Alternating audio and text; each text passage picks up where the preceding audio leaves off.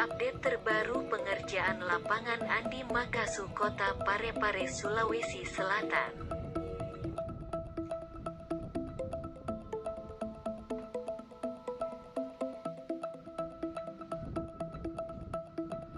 Menurut info pekerja, pengerjaan penyelesaian memasuki tahap 90%. Sisa menunggu pengiriman rumput yang dipakai untuk lapangan.